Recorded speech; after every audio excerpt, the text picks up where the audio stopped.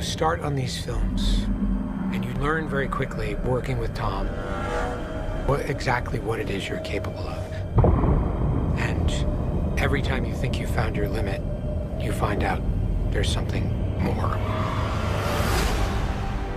There was not one tank in the world large enough for the ambitions of this sequence, so we had to create it from scratch.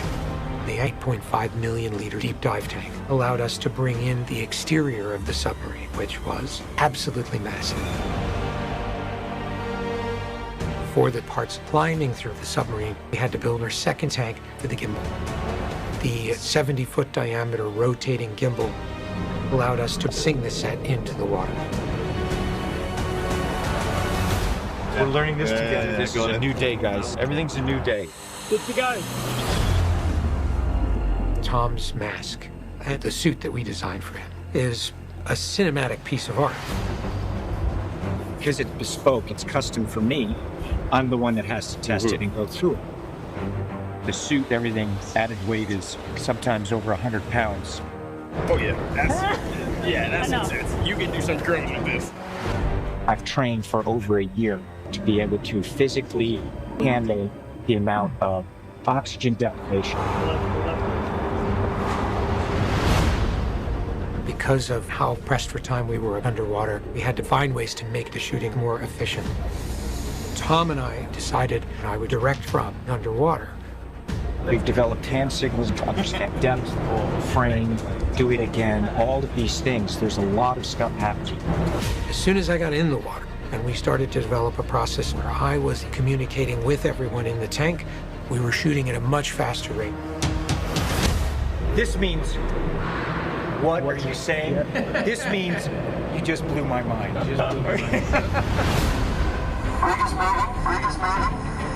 The gimbal itself represents 1,000 tons of steel. It can rotate a full 360 degrees. It can tilt 45 degrees. It is a prototype. It had never been built before, so we didn't know what this thing would do when we turned it on. You're all deputized. If you see something wrong, you can yell cut. So if there's a problem, stop the show. The thing we never accounted for is that this suddenly became its own ecosystem. It created currents and riptides underneath. That was an extremely chaotic environment. I'm scrambling to figure out how do I survive. What? It's just a 1,000-ton rotating set in, well, I mean, what? I'm always surprised by what it is we're doing. That's the amazing thing about this franchise. It's all about constantly pushing the envelope as far as we can.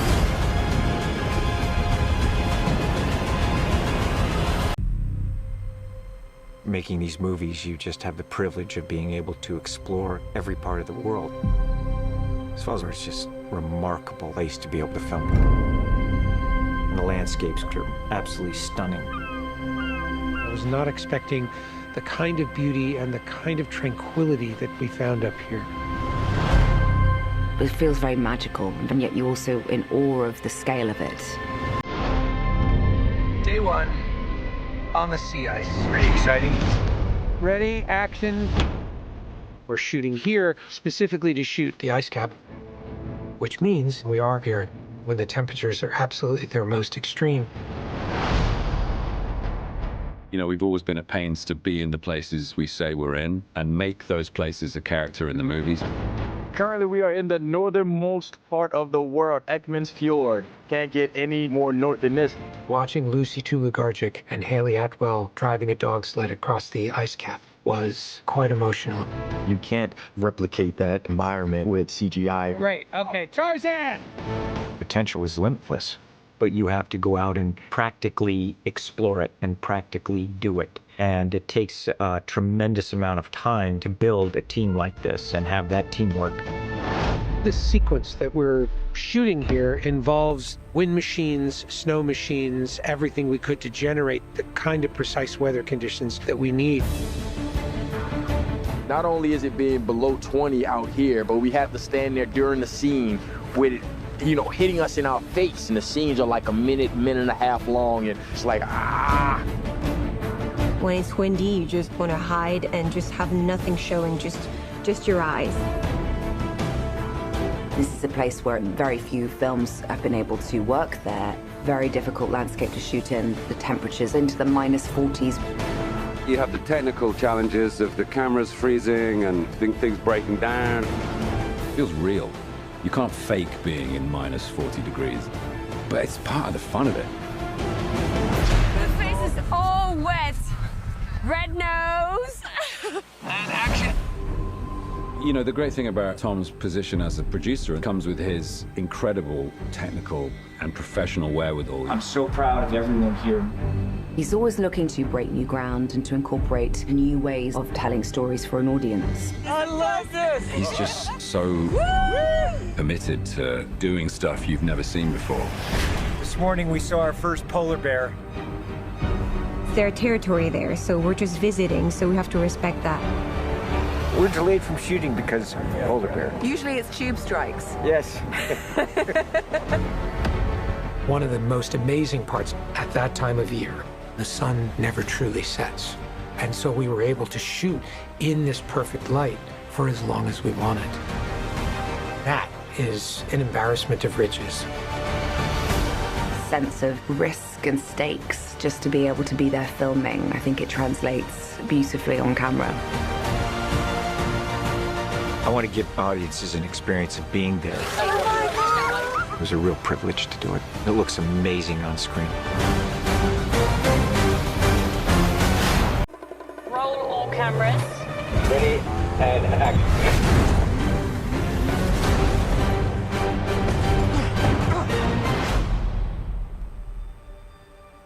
It's always about story and character, no matter what. Cover, cover! You cannot have Mission Impossible without the car chase. I thought you'd never leave. We thought, what can we do to do this differently? What about a car chase underground? Come look straight down.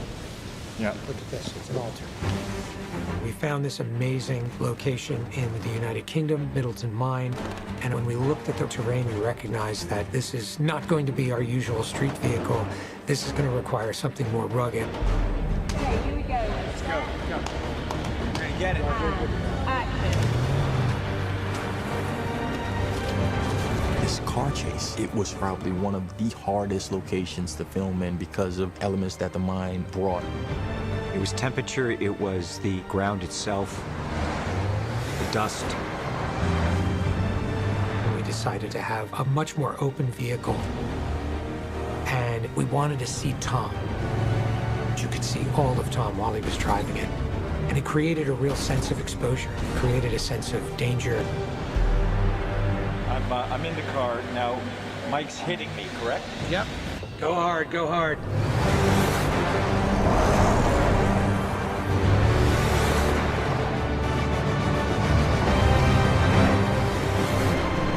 Yes, you both coming alongside.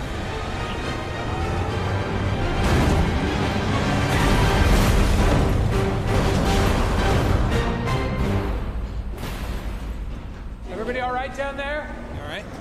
Okay, good. All right. Everything that he's doing is finding ways to push himself and push people around him to create things that they might never otherwise do. That's great. It's incredible to see them work together. You know, it's like a constant conversations, collaboration, friendship, and love of filmmaking.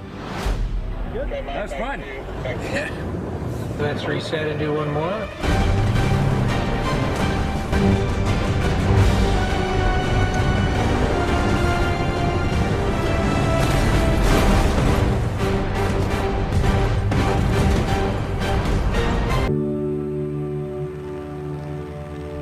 I love flying. I love the poetry of flying.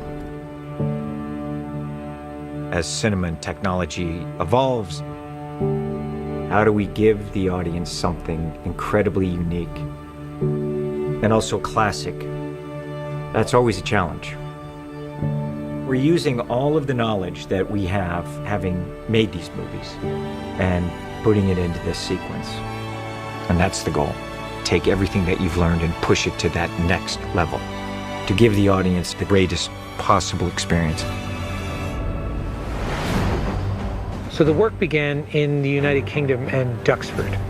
Everything we were doing was a process of discovery. These airplanes are so old, but they're just beautiful. Just want to make sure stuff's not falling off. The entire plane had to be reinforced, then reskinned, repainted, just to create a structure that could support Tom while he was on the wing. In our early tests, we realized the camera rigs all had to be built from scratch to be able to withstand the stresses that we were going to be putting on it. Bring the camera more over here. Yeah. There you are, looking up at the pilot. Yeah. I actually want a camera like here. This will be amazing. Every rig that was built had to be tested for airworthiness. Now we're going to go up into the clouds. Ready to go? Let's go some fun. All of these things we're doing now is testing all these cameras, different positions. Q and I have an idea story-wise what we want to do. We've been talking about it for years. And now we're going to see what's possible. You good, Tom? Confirm. I'm in position. That's the front. Fully up. That looks fantastic. It's going to be cool. It's going to be sick. When we came to Africa, we had to figure out what exactly is the choreography of the sequence going to be. As with any complex action sequence, we create something called a pre-visualization or previs. But these models can't accurately anticipate real physics, especially with a sequence that's never been attempted before. We quickly discovered the forces working against Tom meant nothing could be executed as planned. And in order to rewrite the sequence, I had to understand what was physically possible. In order to do that, I had to get on the wing myself. Once we started to understand the physics in the environment, we could reimagine the sequence based on the realities that Tom was encountering while he was on the wing. We're going to do roll, loops, hammerhead. I'm going to take you through my action. I come up, and I'm pulling up, and now I grab it, and I try to hold it steady. The airplane's pitching. Yep. It starts going over. Everything we had prepared for, we've had to learn all over again, starting from scratch. We can do this now. Okay. We can do it. This is an exciting day. I've been looking forward to this. You gotta remind me not to smile here. When we were shooting the first stage of the sequence, we were dealing with challenges based on low-level film. It was a very, very challenging sequence, and it required some of the best pilots in the world, an incredible amount of preparation, an incredible amount of focus. Every morning we were having drills about what to do in the event of an emergency. We do not know what a single sortie is going to do to the pilots, to Tom. We just work our way into it. I can go 95, but then we dip down. I'll accelerate. I'm going to dip down for speed and pull up. If there was any sort of downdraft and you're 5 feet over the water, there is no recovery. The plane is going in. That was wild. For the second act of the sequence, we needed to shoot at higher altitudes. The aerodynamics are different. The temperature became an issue, and Tom would risk hypothermia. Up there we drop 3 degrees per 1,000 feet. It gets quite cold with the wind. When Tom is on the wing, we have to communicate via hand signal because the winds are from 100 to 140 miles an hour. The biggest challenge for us was how physically punishing it was for Tom to be on the wing. It can't be easy. Everybody wanted to do it. See you okay? The wind distorts your vision. Between maneuvers, he actually has to stick his head into the cockpit so that he can breathe. And at times, he would reach such a level of physical exhaustion that he couldn't get back into the cockpit of the plane. What's the matter? It's like when we get it, I can't do it anymore. But Tom is constantly pushing the limitations of what is possible. I'll go one more. We're gonna get it. And he did it over and over and over again. This being a culmination of a 30-year story arc, Tom is determined to create the biggest experience possible for the audience. 3, 2, 1, go! Holy. Working on a franchise like Mission Impossible was an incredible assignment for a composer. Everything we did had to be dynamic. Every composition had to have life. We were really pushed to the limit. Tom Cruise has been very clear from the beginning, this is an adventure movie. They go to every corner of the world. The music has to take you on that journey. We wanted to use world elements that give the score a special flavor. We have huge ensembles of East African Burundi drums, and it's got a punch that is just fantastic. There's a chapter in the film that is in a submarine. We needed something that felt like bending metal, nothing that people would normally hear in their everyday life. We found the space base, this kind of bizarre instrument. It's this universe of sounds and frequencies. It puts you in that submarine. There is no sound like it. The Mission Impossible theme is ingrained in the minds of film lovers across the world. To have that in your toolkit is unbelievably powerful. The whole time we're paying homage to the original Lalo Schifrin theme, keeping fresh and modern. For a composer, just to be held to that standard, it's an honor.